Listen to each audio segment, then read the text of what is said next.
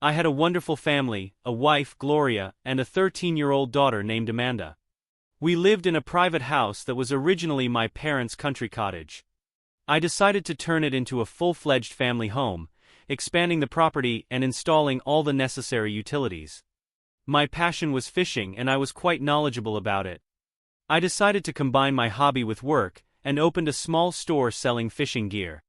My wife, on the other hand, worked in a bedding store.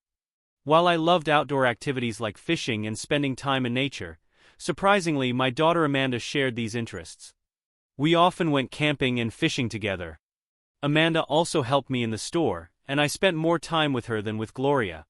My wife was more interested in fashion, and loved dressing up to attend parties. She didn't share my interests, but this didn't hinder our happy marriage. We never had any significant problems or relationship issues. We lived harmoniously, even though we had been together for a long time. However, that was about to change. It all started when Charlie moved to our small town. He had decided to build a lakeside resort not far from the city. My wife introduced me to Charlie. Adam, listen, I met Charlie who's building a lakeside resort. He bought bedding sets for me for the resort. He doesn't know anyone in town and invited us to visit his resort. It's not fully completed yet, but there's already a place to relax. Gloria said, I see, but why did he invite you so openly to his place? Does he invite everyone he meets? I asked Adam, do you have to be suspicious of everything? He simply invited us over. If you think he's interested in me specifically, that's not the case. I told him about you and what you do and he was happy to hear it. He said you should definitely come along. There's nothing more to it. Let's go, see what he has to offer. Maybe he'll give us a good deal for the future or even let us stay there for free, Gloria replied. I don't know, Gloria, I didn't expect this. Are you sure we should go? We don't even know him. Adam, it's a small town and we don't have many people to socialize with. A new person has arrived who wants to make friends. Let's go have a chat. Besides, you'll get to know him better. All right, Gloria, if you say so. I agreed to my wife's suggestion, and so we arrived at this lakeside resort. It was just the two of us, as Amanda was staying with my parents, her grandparents at the time. Gloria and I wanted to have some time to relax together. The place was beautiful. Charlie had done a great job creating a cozy atmosphere. Hey folks, welcome. I'm Charlie and you must be Adam, right? Charlie introduced himself to me. Yes, Charlie, nice to meet you, I replied. And I'm very pleased to meet you, Adam. Come on, I've set up a small table for our little gathering on the open terrace. We followed him further and sat down at the table. Gloria told me, Adam, that you love fishing and are in the business of selling fishing gear, Charlie said. That's correct, Charlie. That's fantastic. Tell me, can you fish in this lake? Yes, of course. There's plenty of fish here. Fishing is wonderful here. All the anglers from our town come here to fish. That's excellent. Listen, Adam, if you don't mind me getting ahead of myself, I have a business proposition for you. When I'm done with all the work here, I want to create ideal conditions for fishing. So, in the future, I'd like to order fishing gear from you. Can you offer me a discount? Charlie asked with a smile. Of course, Charlie. No problem at all. I'll help you choose what you need. That's great. Adam, by the way, where did you find such a beauty? You're really lucky. Your wife is like a model. Charlie complimented Gloria. Charlie, thank you so much. You're making me blush, Gloria replied with a smile. I just said what I saw. Adam, don't you think anything bad of me? I just wanted to pay a compliment. You're a lucky man to have such a wife. Thank you, Charlie. We sat there all evening and talked. But the longer we sat, the more Charlie's attention shifted to Gloria. I already didn't like that. Charlie talked a lot, as if he had known us all his life. It was quite strange.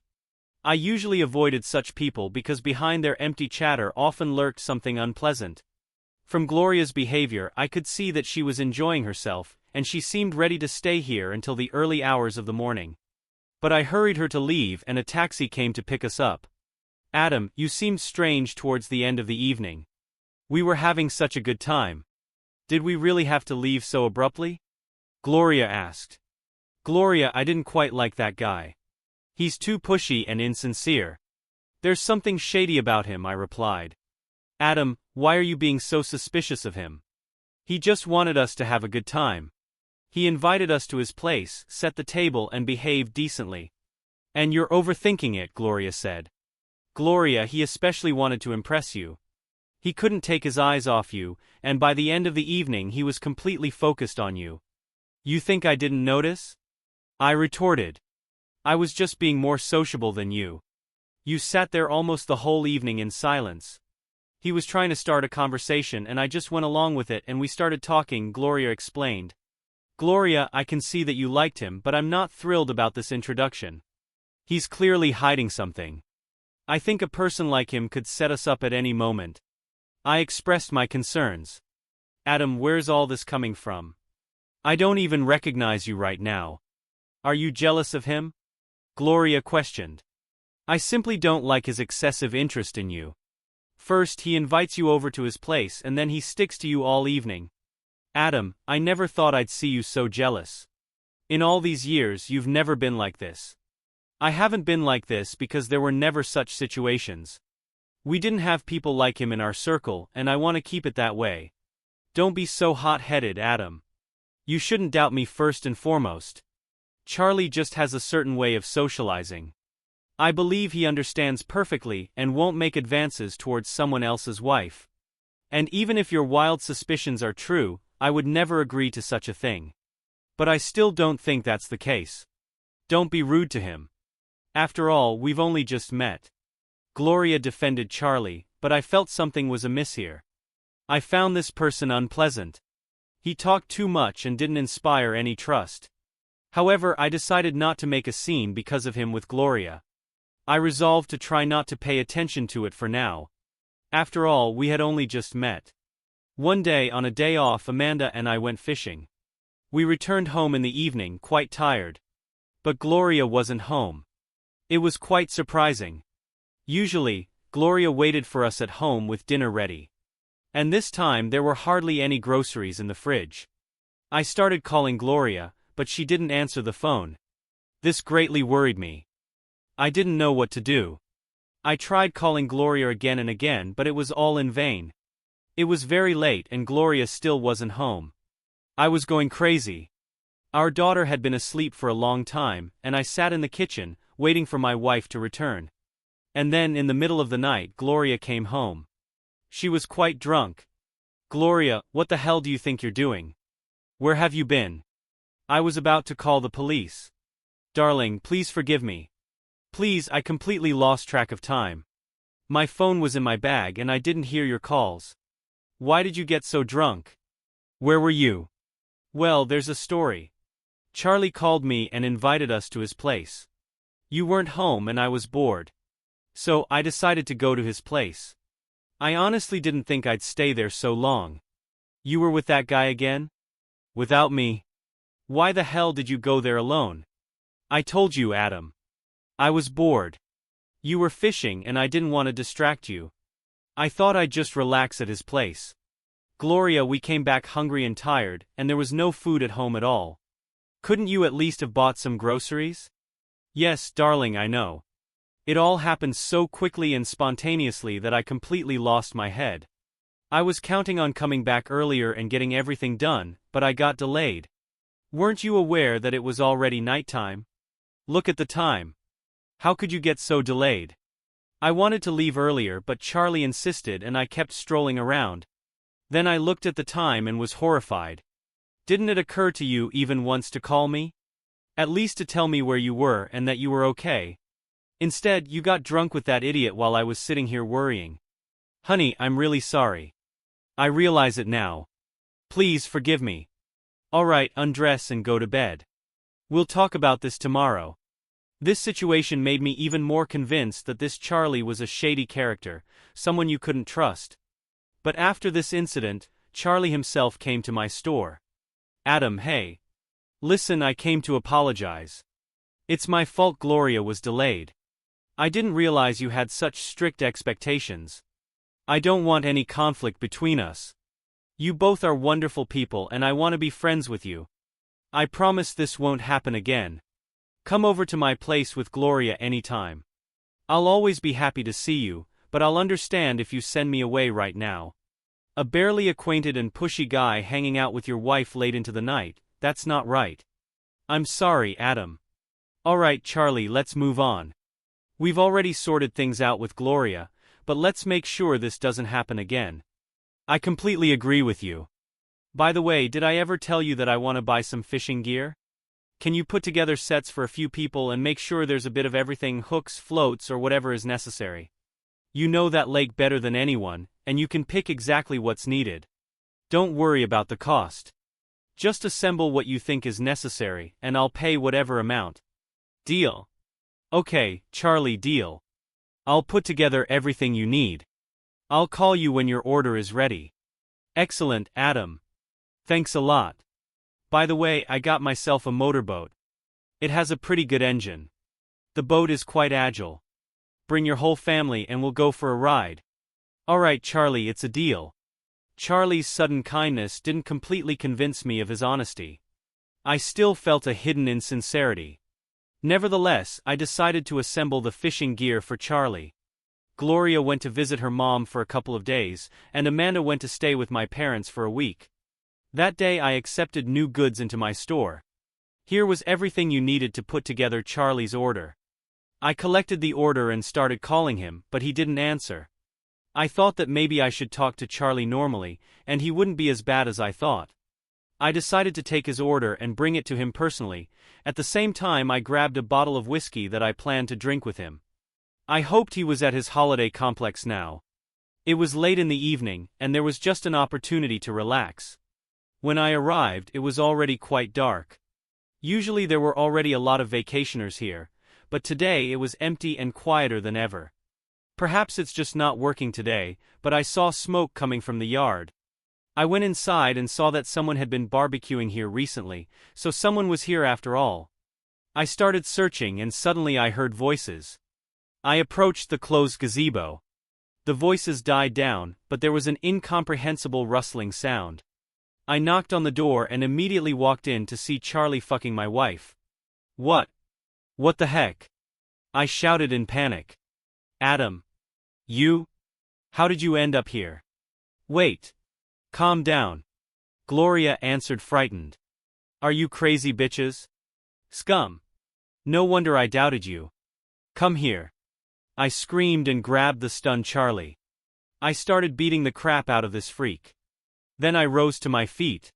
Charlie was lying on the floor, choking on blood. How could you, bitch? I trusted you. You convinced me. Did you fuck that bastard yourself? Creature. Sorry, Adam. It's my fault. That's it. I've had enough, you creature. I said and dragged this creature outside. I threw the naked Gloria to the ground and went back for Charlie. Get up, bastard. We're not done yet. I shouted at Charlie. Adam, I'm sorry.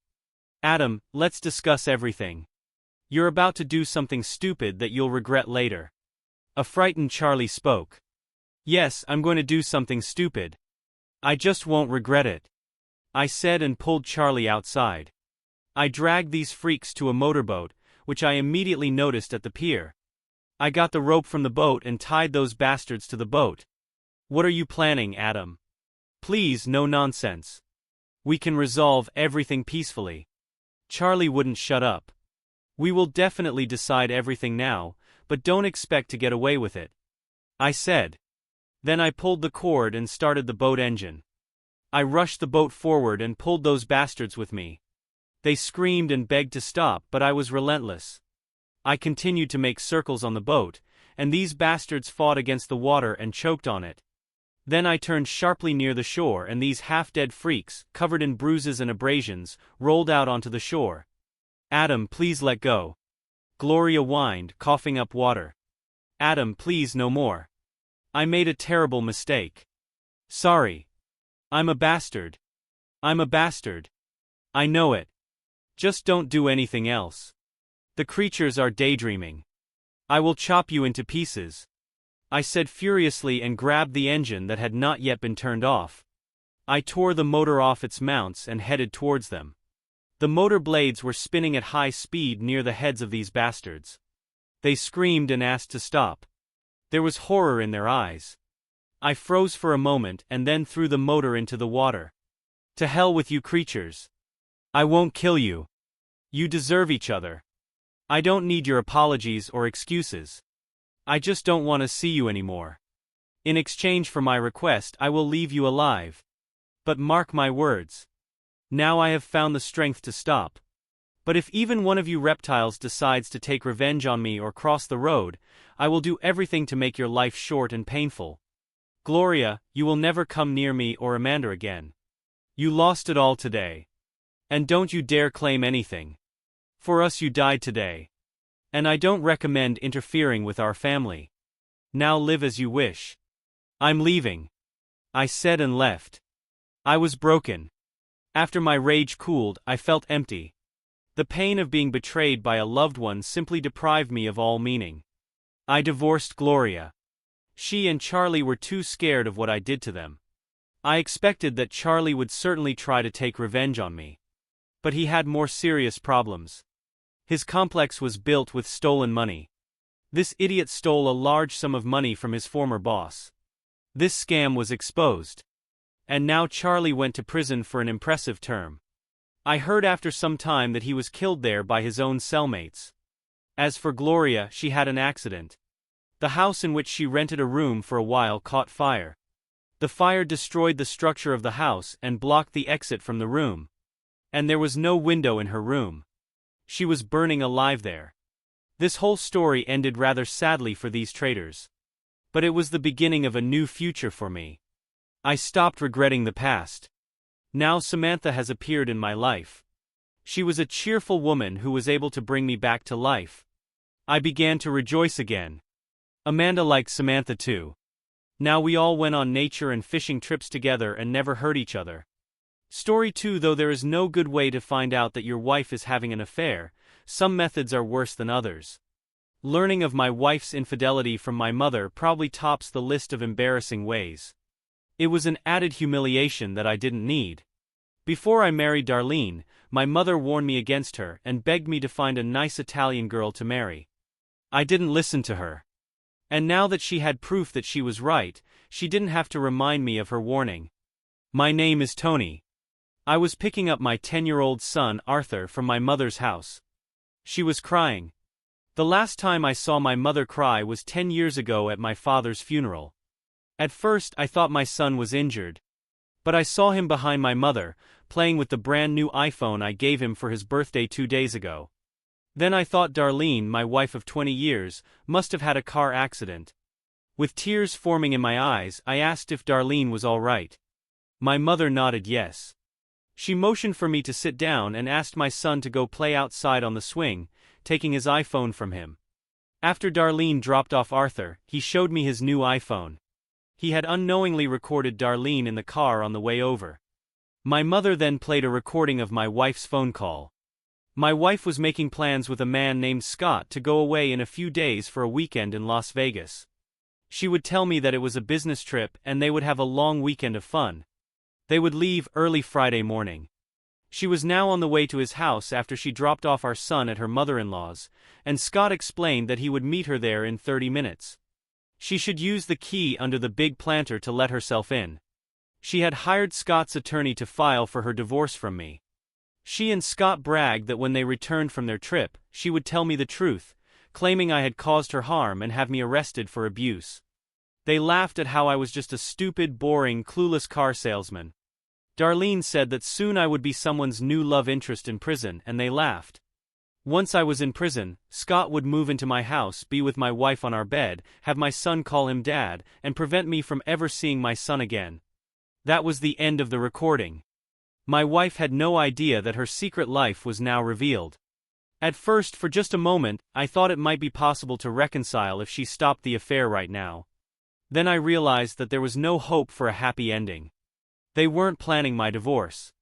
They were planning my destruction. In a few minutes, my love for my wife turned into anger and disgust. I couldn't understand how or why she could hate me so much. Why couldn't she just file for divorce? Why did she have to frame me for a crime, destroy my life, steal my son from me and have me jailed? She and Scott wanted to go scorched earth on me, so now I would do the same to them. As the shortest kid in all my elementary school classes, I quickly learned that if I didn't fight back decisively against any tough guy, the bullying would never end. I never won any of those fights, but none of those bullies ever tried to pick on me again. When the tough guy threw a punch, I would grab his fist, bite his wrist until he opened his fingers, and then I would quickly bend back one or two of his fingers until they broke. It may not have been elegant, but it was effective. I recognized my adversary by his name and voice. He worked with my wife at the same real estate agency. He was much taller and more muscular than I, completely self-centered, a trait he shared with my wife. He lived about half a mile from me. I'd been to parties at his house where, after a few drinks, he bragged about being irresistible to married women.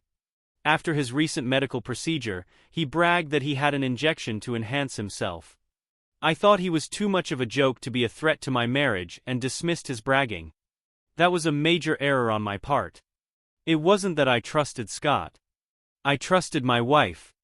I always laughed at men who were constantly suspicious of their wives and checked up on them. I always thought that was silly. Now I realize that those men were smarter than I was. Still, I didn't want to go through life as an amateur sleuth or worse yet, her prison warden. What's the point of living with and loving a woman you didn't trust? My impression of Scott was that he was an arrogant jerk who always smirked at me when we met. He was single with few expenses other than a fancy car and expensive clothes. He always bragged that he was living la vida loca. I wanted to give him a taste of his own medicine. My mother had a Sicilian temper, and I wanted to strangle her until she was quiet. "What will you do?" my mother asked. "I don't know yet, but I'm sure as hell going to make it epic." I wasn't interested in just revenge. I was consumed by visions of their downfall. It was a matter of self-preservation. I had to destroy them before they destroyed me, and more importantly before they jeopardized my relationship with my son Tony. "Don't do anything rash or violent," my mother said. "You must stay out of jail for the sake of your son. If you're arrested for attacking this guy, you'll lose custody. Use your brains and your wits, not your fists or your guns.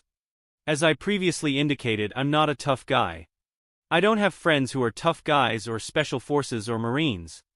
Yes, I'm Sicilian, but to my knowledge I've never even met anyone in the mob. Most of my friends and I sell cars and trucks, and our biggest crimes now that cannabis was legal were exceeding the speed limit or not stopping long enough at a stop sign. I met my wife when she was the real estate agent from whom I leased an apartment. That week we had dinner and later she leased a car from me. It may not be the most romantic way to meet, but our marriage had been good for 19 and a half of the 20 years we were together. I thought I had been a good husband. I did most of the cooking. My mother had been a chef at several high-end Italian restaurants and taught me to cook. I was pretty good at it, though my mother always said there was room for improvement. A couple of times a year, I bought my wife flowers and showered her with compliments. My wife needed that because she was very vain, bordering on narcissistic. I never cheated or even flirted with other women. I rarely drank and I never got drunk, well, not after that New Year's Eve 10 years ago. I wasn't movie star good looking, but neither was my wife. I wasn't rich with a mansion and a yacht, but I worked hard to support my family while helping around the house. I spent more time taking care of our son than she did. I won't claim that I was the world's greatest partner with a physique like a bodybuilder, but she had never complained, at least not to me. The 3 girls I had been with before meeting my future wife never complained either. Though in truth, neither did they claim to have experienced any fireworks or felt the earth move. What did she want? Of course, her time with Scott was more exciting than our time together. They could act like carefree teenagers with no responsibilities. Their relationship was filled with novelty and the thrill of being together outside the constraints of everyday life. They didn't spend their time worrying about paying bills, grocery shopping, repairing the house, helping a child with homework, or pretending to laugh when he told us his 4th-grade version of a joke. Scott never took care of Darlene when she was sick or held a washcloth to her forehead when she needed it. Unlike me, that's the other side of romance in a marriage. The side that separates lasting love from mere infatuation. I decided that her infidelity had nothing to do with me, but with her craving for excitement. Looking back, it was now clear to me that my wife had been having an affair for at least 6 months. Suddenly, she had to work late one Wednesday a month showing houses. What the two of them did during the workday was still a mystery, but now I had a clue. I needed to confirm her infidelity. As I drove my son home, we detoured past Scott's house, and I noted my wife's car parked outside. I returned home with tears in my eyes and erased the incriminating recording on my son's iPhone. I went to my bedroom, turned on the stereo to drown out any noise, and then cried into my pillow for an hour. When I looked into the mirror, I saw how red and puffy my eyes were. I showered, and my wife came home 2 hours later for dinner. She kissed me as if nothing was out of the ordinary. I noticed that her hair was damp. She too had recently showered. She asked why my eyes were red, and I told her that I got some shampoo in them while I showered. She brought home the food she loved, and as we sat down for dinner I asked about her day. She claimed nothing special had happened.